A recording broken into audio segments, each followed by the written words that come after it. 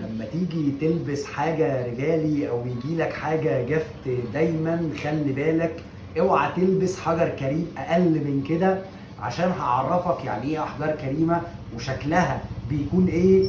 والريل ستونز اللي هي المحترمة جدا في الريل ستونز، يعني ده الروبي، ده خاتم من الياقوت، وده من السترين، وده راكب بقى، بص ده جامد قوي، ده راكب 5 حجارة، واحد زبرجد وواحد زفير وواحد تاني زبرجد وسترين، وحاجة محترمة قوي. وده الزمرد، حاجة جامدة جدا.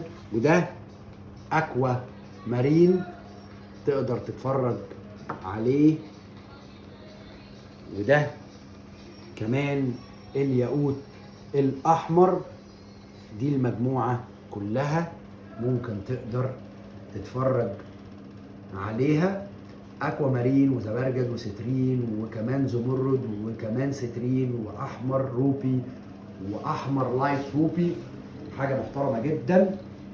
خلي بالك المجوهرات حاجة جامدة جدا. سلام.